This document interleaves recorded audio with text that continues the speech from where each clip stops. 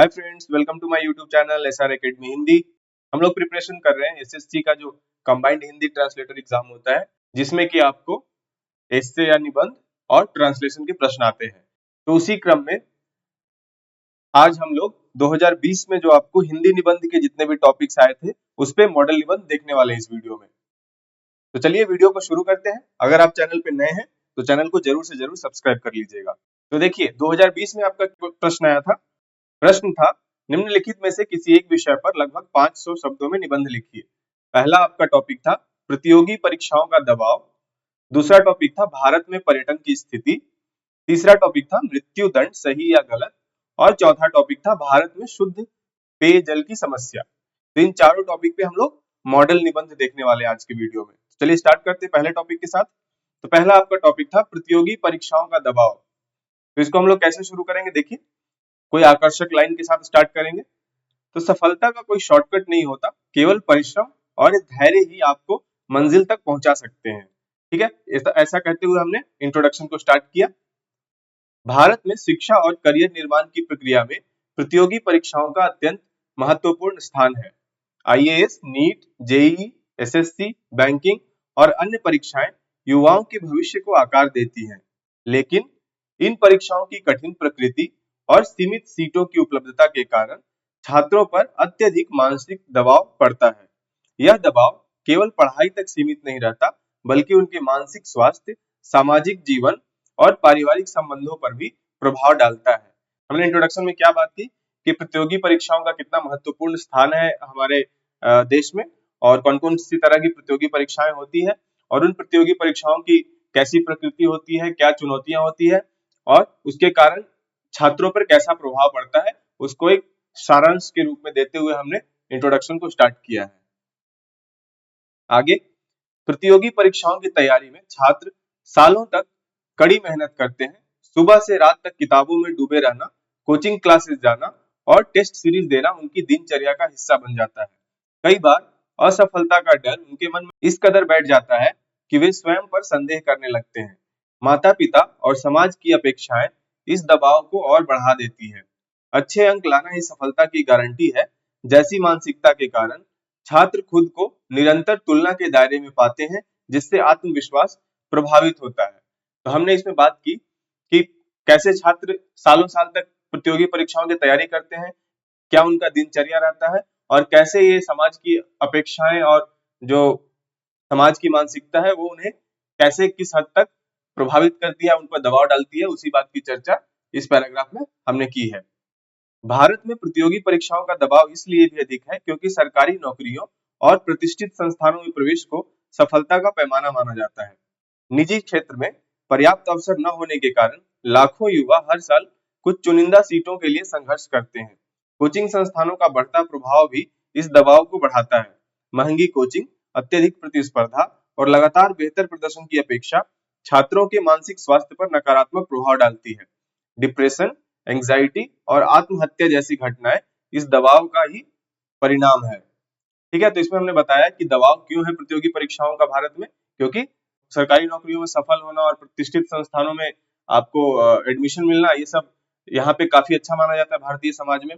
और निजी क्षेत्र में हमारे उतने अवसर है नहीं, जिस कारण छात्रों पे हमेशा दबाव पड़ता है। इसमें कोचिंग संस्थानों की भी अहम भूमिका है, और इसमें डिप्रेशन हो गया, एंजाइटी और आत्महत्या जैसी घटनाएं हमें देखने को मिलती रहती है प्रतियोगी परीक्षाओं का जो दबाव होता है छात्रों पे, उसके कारण। इस समस्या का समाधान केवल शिक्षा प्रणाली में बदलाव से ही संभव नहीं है, बल्कि हमें मानसिक स्वास्थ्य और करियर के प्रति संतुलित दृष्टिकोण अपनाने की आवश्यकता है। माता-पिता और शिक्षकों को यह समझना होगा कि हर छात्र की क्षमता अलग होती है, और केवल एक परीक्षा ही उसकी सफलता का निर्धारण नहीं कर सकती। समाज को भी करियर के विविध अवसरों को अपनाना चाहिए, ताकि युवा केवल पारंपरिक विकल्पों तक सीमित न रहे।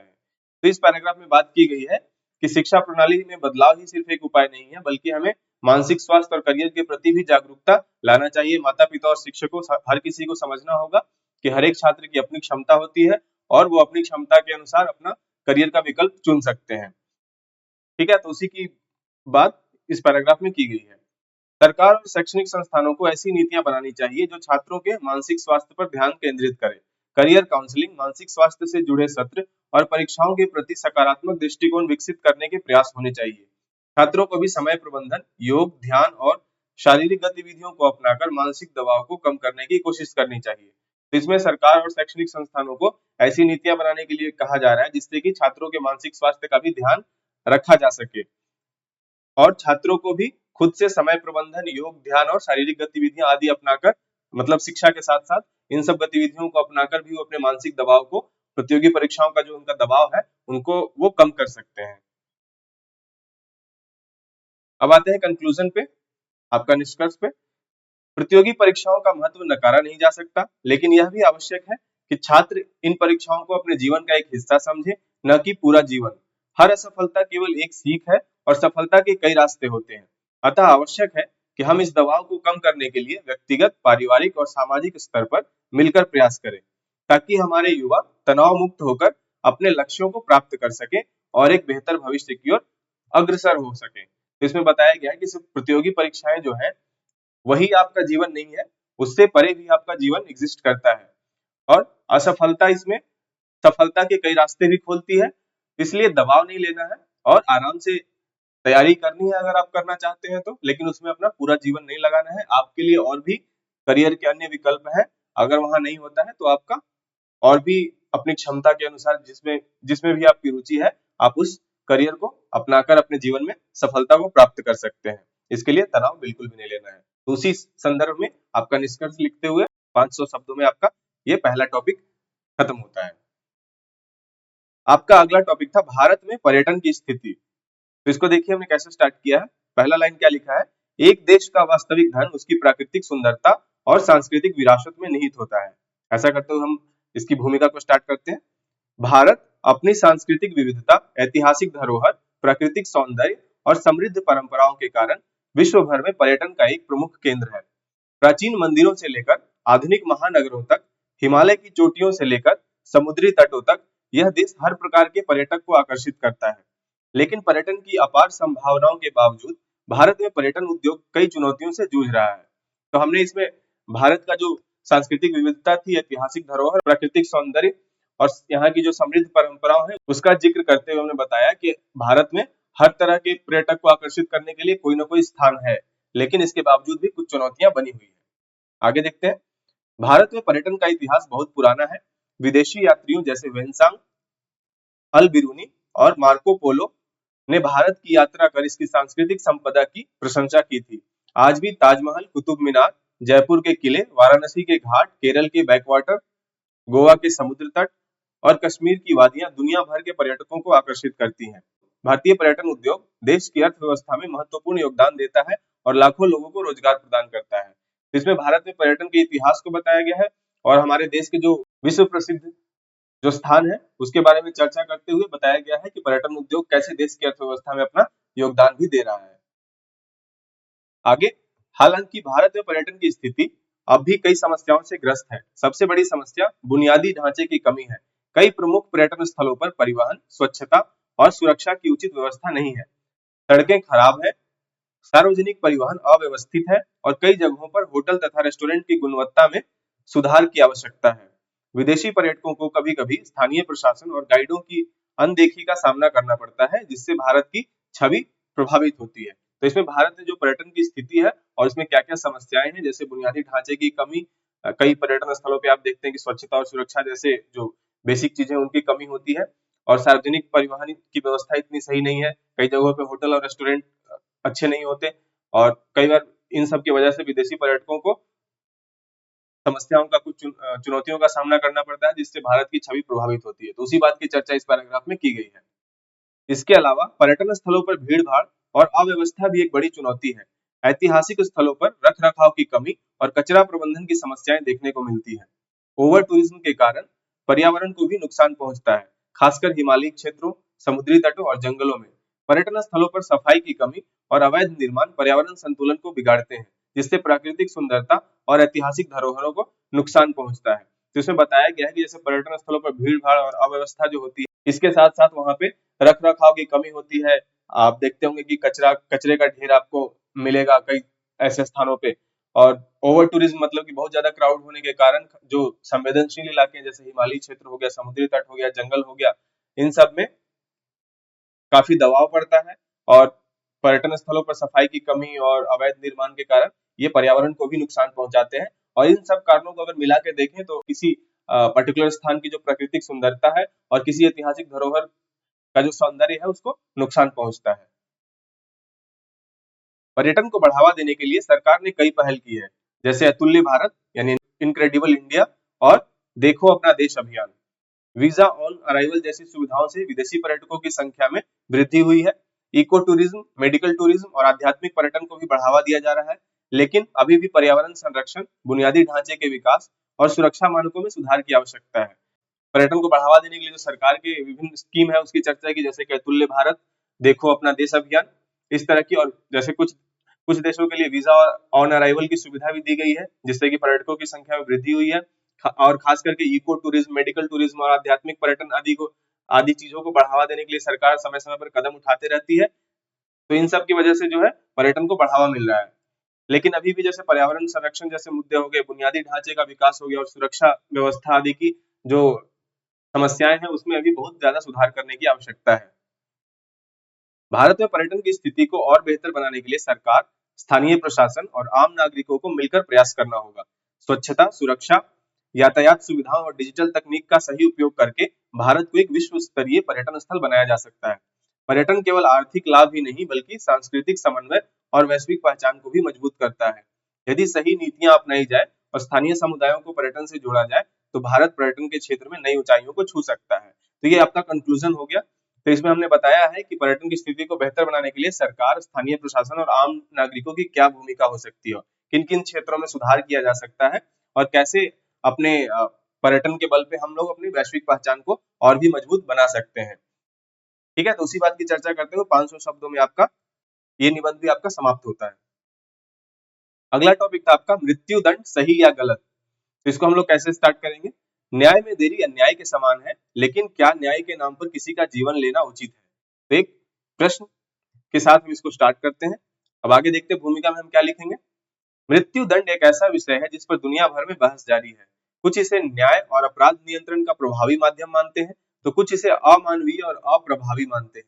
भारत में भी यह विषय संवेदनशील रहा है, जहां न्यायपालिका ने इसे दुर्लभतम मामलों में लागू करने की अनुमति दी है। फिर भी यह प्रश्न बना रहता है कि क्या मृत्यु दंड वास्तव में न्याय का प्रतीक है या यह केवल बदले की भावना को संतुष्ट करता है। तो इसमें हमने मृत्यु दंड के पक्ष और विपक्ष के बारे में बातचीत करते हुए हमने भूमिका को स्टार्ट किया है। आगे चलते हैं। मृत्यु दंड के समर्थन में सबसे बड़ा तर्क यह दिया जाता है कि यह गंभीर अपराधों के खिलाफ कठोर दंड है, जिससे समाज में भय पैदा होता है और अपराध दर कम होती है। बलात्कार, हत्या, आतंकवाद, राष्ट्रद्रोह जैसे जघन्य अपराधों के लिए मृत्यु दंड को आवश्यक माना जाता है, ताकि समाज में कानून व्यवस्था बनी रहे। कई लोग मानते हैं कि इससे पीड़ितों को न्याय मिलता है और अपराधी को उसके कृत्य का दंड मिल जाता है। तो इसमें मृत्यु दंड के समर्थन में क्या तर्क दिया जाता है उसके बारे में चर्चा की गई है कि मृत्यु दंड सही है, जिससे कि समाज में भय पैदा हो और अपराध दर इससे कम हो। और इसको किन किन मामलों में दिया जाता है, जैसे कि बलात्कार हो गया, हत्या, आतंकवाद और राष्ट्रद्रोह जैसे मामलों में मृत्यु दंड देना उचित है। इस बात की चर्चा इस पैराग्राफ में की गई है। इसके अतिरिक्त मृत्यु दंड से सरकार को जेलों पर आने वाले खर्च को कम करने में मदद मिलती है। गंभीर अपराधियों को आजीवन कारावास देने का अर्थ है कि उन्हें लंबे समय तक जेल में रखना पड़ेगा, जिससे सरकार पर आर्थिक बोझ बढ़ता है। कई देशों में मृत्यु दंड को अपराध नियंत्रण का प्रभावी साधन माना गया है, जिससे अपराधियों में कानून का डर बना रहता है और वे गंभीर अपराध करने से पहले कई बार सोचते हैं। तो इसमें भी जो आपका पक्ष में ही चर्चा की गई है कि कैसे अगर मृत्यु दंड की जगह आजीवन कारावास की सजा दी जाती है तो उस पे आने वाला जो खर्च रहता है, उस पर आने वाला जो आजीवन खर्च रहता है, इससे क्या होता है कि सरकार पर वित्तीय बोझ पड़ता है। और कई देशों में जैसा कि मृत्यु दंड को अपराध नियंत्रण का प्रभावी साधन माना गया है और ऐसा माना जाता है कि इससे अपराधियों में कानून का डर बना रहता है और वे गंभीर अपराध करने से पहले कई बार सोचते हैं। दूसरी ओर मृत्यु दंड के विरोध में यह तर्क दिया जाता है कि यह न्याय की आड़ में हिंसा को बढ़ावा देता है। कई मानवाधिकार संगठन इसे अमानवीय और असंवेदनशील मानते हैं। यह तर्क दिया जाता है कि किसी भी व्यक्ति को जीवन देने या लेने का अधिकार केवल प्रकृति के पास है, न कि किसी कानून के तहत किसी सरकार के पास। कई बार न्यायपालिका से भी गलत फैसले हो सकते हैं और यदि किसी निर्दोष व्यक्ति को मृत्यु दंड दे दिया जाए तो यह एक अपूरणीय त्रुटि होगी। तो यहाँ पे मृत्यु दंड के विरोध में क्या तर्क दिया जाता है उसकी चर्चा की गई है। इसमें बताया गया है कि कुछ मानवाधिकार संगठन जो है इसे इसके विपक्ष में बात करते हैं कि मृत्यु दंड दिया जाना सही नहीं है। और उनका तर्क क्या है कि किसी भी व्यक्ति के जीवन देने या लेने का अधिकार केवल प्रकृति या ईश्वर के पास है, न कि किसी कानून या किसी सरकार के पास। और ये भी बताया गया है कि कई बार न्यायपालिका से अगर भूल हो जाती है और किसी निर्दोष को मृत्यु दंड दिया जाता है तो उसका जीवन वापस नहीं लिया जा सकता। ठीक है, आगे चलते हैं। इसके अलावा कई शोध बताते हैं कि मृत्यु दंड अपराध दर को कम करने में प्रभावी साबित नहीं हुआ है। अपराधी अक्सर आवेग में अपराध करते हैं और उन्हें सजा के परिणामों का पहले से आभास नहीं होता। कई देशों ने मृत्यु दंड समाप्त कर दिया है, फिर भी वहां अपराध दर में कोई उल्लेखनीय वृद्धि नहीं हुई। इसके विपरीत कुछ देशों में अपराधियों के पुनर्वास और सुधार कार्यक्रम अधिक प्रभावी साबित हुए हैं। इसमें शोध के आधार पर बात की गई है कि मृत्यु दंड देने से ऐसा नहीं हुआ है कि अपराध दर किसी देश में कम हो गया हो। यहाँ तक कि जिन देशों ने मृत्यु दंड समाप्त भी कर दिया, उसमें ऐसा नहीं हुआ कि अपराध दर में काफी ज्यादा वृद्धि हो गई हो। इसके विपरीत क्या बात की गई है, कुछ देशों ने ऐसा अपराधियों के पुनर्वास और सुधार कार्यक्रम लागू किए जिससे कि ज्यादा प्रभावी परिणाम साबित हुए। अब आते हैं कंक्लूजन पे, यानी निष्कर्ष पे। भारत में न्यायपालिका ने इसे दुर्लभतम मामलों तक सीमित रखा है, लेकिन फिर भी यह बहस जारी है कि क्या यह सही है। न्याय की अवधारणा केवल दंड देने तक सीमित नहीं होनी चाहिए, बल्कि अपराध रोकने और समाज को सुधारने की दिशा में होनी चाहिए। एक आदर्श समाज में सजा का उद्देश्य अपराधी को खत्म करना नहीं, बल्कि अपराध को खत्म करना होना चाहिए। इसलिए मृत्यु दंड सही या गलत है, यह पूरी तरह इस बात पर निर्भर करता है कि हम इसे न्याय का साधन मानते हैं या प्रतिशोध का। जिसमें मिला जुला के बात की गई है कि न्यायपालिका, जैसे भारत में न्यायपालिका ने दुर्लभतम मामलों में ही मृत्यु दंड देने का प्रावधान रखा है। फिर भी लेकिन यह बहस चलते रहता है कि क्या मृत्यु दंड देना सही है। और इसमें यह भी बात की गई कि एक आदर्श समाज में सजा का उद्देश्य क्या होना चाहिए, अपराध को खत्म करना, न कि अपराधी को खत्म करना। ऐसा लिखते हुए हमने इसका एक मिला जुला निष्कर्ष हमने यहाँ पे लिख दिया है, और ऐसा करते हुए आपका 500 शब्दों में निबंध समाप्त होता है। आपका लास्ट टॉपिक था 2020 का, भारत में शुद्ध पेयजल की समस्या। इसको हम लोग कैसे स्टार्ट करेंगे। जल ही जीवन है, लेकिन यदि जल शुद्ध न हो तो यह जीवन के लिए संकट भी बन सकता है। ऐसा लिखते हुए हम इसकी भूमिका को स्टार्ट करते हैं। भारत में शुद्ध पेयजल की समस्या एक गंभीर चुनौती बन चुकी है। बढ़ती जनसंख्या, औद्योगिकरण, जल संसाधनों का अत्यधिक दोहन और प्रदूषण के कारण देश के कई हिस्सों में पीने योग्य स्वच्छ जल की भारी कमी है। सरकार और विभिन्न संगठन इस समस्या के समाधान के लिए प्रयासरत हैं, लेकिन यह अभी भी एक विकराल समस्या बनी हुई है। तो भारत में शुद्ध पेयजल की समस्या एक गंभीर चुनौती है, और इसके क्या-क्या कारण हैं और इसके समाधान के लिए सरकार और विभिन्न संगठन कैसे प्रयासरत है, यह कहते हुए हमने इसकी भूमिका को स्टार्ट किया है। आगे चलते हैं। भारत एक जल संपन्न देश माना जाता है, लेकिन शुद्ध पेयजल की उपलब्धता आज भी एक बड़ी चिंता है। ग्रामीण और शहरी दोनों क्षेत्रों में लोगों को स्वच्छ जल प्राप्त करने में कठिनाइयों का सामना करना पड़ता है। ग्रामीण क्षेत्रों में कुएं, तालाब और नदियों का जल प्रदूषित हो चुका है, जिससे जल जनित रोगों का खतरा बढ़ गया है। वहीं शहरी क्षेत्रों में अत्यधिक जनसंख्या के कारण जल आपूर्ति पर दबाव बढ़ता जा रहा है, जिससे कई जगहों पर पानी की गुणवत्ता प्रभावित हो रही है। तो इसमें बताया गया है कि भारत में जल की उपलब्धता काफी ज्यादा है, लेकिन शुद्ध पेयजल की उपलब्धता आज एक चिंता का विषय बना हुआ है। अगर ग्रामीण और शहरी क्षेत्रों की बात करें तो हम देखते हैं कि काफी उनको चुनौतियों का सामना करना पड़ता है। जहां तक ग्रामीण क्षेत्रों की बात है तो वहां जो कुएं हैं, तालाब है, नदियां हैं, उन सब का जल प्रदूषित हो चुका है, जो कि पीने योग्य नहीं रह गया है। उसके साथ साथ उस प्रदूषित जल के कारण कई जल जनित बीमारियों का खतरा भी बढ़ गया है। वहीं शहरी क्षेत्रों में क्या हो रहा है, लोग शहरों की ओर पलायन कर रहे हैं, अत्यधिक जनसंख्या वहां बढ़ती जा रही है और वहां का जो जल आपूर्ति है उस पर दबाव बढ़ रहा है और वहां की पानी की गुणवत्ता प्रभावित हो रही है। शुद्ध पेयजल की समस्या के पीछे कई कारण हैं। जल स्रोतों का प्रदूषण एक प्रमुख कारण है। औद्योगिक कचरा, रासायनिक अपशिष्ट और प्लास्टिक प्रदूषण नदियों और झीलों को दूषित कर रहे हैं। गंगा, यमुना और अन्य प्रमुख नदियों में प्रदूषण का स्तर इतना बढ़ चुका है कि इनका जल पीने योग्य नहीं रह गया है। इसके अलावा भूजल स्तर में गिरावट भी एक बड़ी समस्या है। अनियंत्रित जल दोहन और वनों की कटाई के कारण भूमिगत जल भंडार तेजी से कम हो रहे हैं, जिससे लोगों को शुद्ध जल प्राप्त करने में कठिनाइयां हो रही है। तो इसमें बात की गई है कि शुद्ध पेयजल की समस्या के पीछे क्या कारण है। तो सबसे बड़ा कारण तो क्या है, प्रदूषण है। प्रदूषण से क्या हो रहा है, हमारे जितने भी नदियां हो गई, झील हो गए, तालाब हो गए, सब दूषित हो रहे हैं और प्रदूषण का स्तर इतना बढ़ गया है कि उन नदियों का पानी पीने योग्य नहीं रह गया है। और अनियंत्रित जल दोहन के कारण क्या हो रहा है कि जो हमारा ग्राउंड वाटर है, भूजल स्तर है, उसमें भी गिरावट होती जा रही है। जो वनों की कटाई वगैरह हो रहा है, उससे भूमिगत जल जो है प्रभावित हो रहा है और इस तरह से शुद्ध जल प्राप्त करने में लोगों को कठिनाइयां हो रही है। शुद्ध जल की अनुपलब्धता से कई स्वास्थ्य समस्याएं उत्पन्न होती हैं। दूषित जल के सेवन से हैजा, टाइफाइड, डायरिया और पीलिया जैसी बीमारियां फैलती हैं। भारत में हर साल हजारों लोग जल जनित रोगों के कारण अपनी जान गंवा देते हैं। विशेष रूप से गरीब और वंचित समुदाय इस समस्या से अधिक प्रभावित होते हैं, क्योंकि उनके पास महंगे फिल्टर या मिनरल वाटर खरीदने की क्षमता नहीं होती। तो अगर शुद्ध जल नहीं रहता है तो कुछ लोग जो होते हैं, खासकर जो गरीब लोग होते हैं, वो दूषित जल का सेवन कर लेते हैं, जिससे टाइफाइड, डायरिया, पीलिया और हैजा जैसी बीमारियां फैलती है। और इन बीमारियों के कारण कई लोग अपनी जान गंवा देते हैं। और ऐसा इसलिए भी होता है क्योंकि सबके पास महंगे फिल्टर और मिनरल वाटर खरीदने की क्षमता नहीं होती है।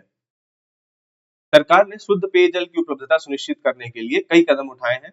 जल जीवन मिशन और नमामि गंगे जैसी योजनाओं के तहत ग्रामीण और शहरी क्षेत्रों में पाइपलाइन से जल आपूर्ति की जा रही है।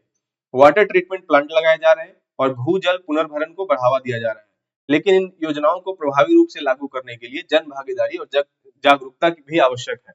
तो शुद्ध पेयजल की उपलब्धता सुनिश्चित करने के लिए सरकार द्वारा क्या कदम उठाए जा रहे हैं? तो कुछ मिशन जैसे कि जल जीवन मिशन और नमामि गंगे जैसी जो योजनाएं हैं सरकार की, उसके तहत ग्रामीण और शहरी क्षेत्रों में जो है पाइपलाइन से जल की आपूर्ति की जा रही है। वाटर ट्रीटमेंट प्लांट लगाए जा रहे हैं और भूजल पुनर्भरण को बढ़ावा दिया जा रहा है। लेकिन इन सब योजनाओं को प्रभावी रूप से लागू करने के लिए इसमें जन भागीदारी, तो लोगों की भागीदारी और जागरूकता भी काफी हद तक जरूरी है। अब निष्कर्ष पे आते हैं। तो शुद्ध पेयजल की समस्या का समाधान सामूहिक प्रयासों से ही संभव है। जल संरक्षण, वर्षा जल संचयन और सतही जल स्रोतों की सफाई से इस संकट को कम किया जा सकता है। प्रत्येक नागरिक को पानी की बर्बादी रोकने और जल संरक्षण में योगदान देना चाहिए। यदि जल संसाधनों का सही ढंग से प्रबंधन किया जाए तो भारत में शुद्ध पेयजल की समस्या का स्थायी समाधान निकाला जा सकता है। जल बचाना केवल सरकार की जिम्मेदारी नहीं, बल्कि हर व्यक्ति का कर्तव्य भी है। तो इसमें बताया गया है कि हम लोग क्या प्रयास कर सकते हैं जिससे कि शुद्ध पेयजल की समस्या का समाधान हो सके। तो कुछ उपाय जैसे बताया गया है कि जल संरक्षण हो गया, वर्षा जल संचयन हो गया और सतही जल स्रोतों की सफाई, प्रदूषण को कम करना और प्रत्येक नागरिक को जल की जो बर्बादी है उसको रोकना चाहिए और जल संसाधनों का सही ढंग से प्रबंधन करना चाहिए। और ये जिम्मेदारी सिर्फ सरकार की नहीं है बल्कि हम सब की है। तो इसी बात की चर्चा करते हुए निष्कर्ष को अंतिम रूप दिया गया है और 500 शब्दों में आपका पूरा निबंध खत्म होता है। तो ये थे 2020 में आए हुए 4 टॉपिक और उस पे हमने एक मॉडल निबंध देख लिया। किस तरह के अगर टॉपिक आते हैं तो आप उसको कैसे लिख सकते हैं, कैसे उसका फॉर्मेट बना सकते हैं, कैसे उसका प्रारूप बना सकते हैं और एक अच्छा निबंध लिख के आप एक अच्छा अंक उसमें प्राप्त कर सकते हैं परीक्षा में। ठीक है, अब चलते हैं जो आज के लिए आपका टॉपिक दे रहा हूं स्वाभ्यास के लिए। तो आज का आपका निबंध का टॉपिक है भारतीय शिक्षा प्रणाली की चुनौतियां। तो इस विषय पर आप 500 शब्दों में खुद से निबंध लिखकर अभ्यास करेंगे। तो आज के लिए इतना ही। अगर वीडियो आपको हेल्पफुल लगा तो वीडियो को लाइक कीजिए, शेयर कीजिए और चैनल को जरूर से जरूर सब्सक्राइब कर लीजिए। Thank you so much. जय हिंद।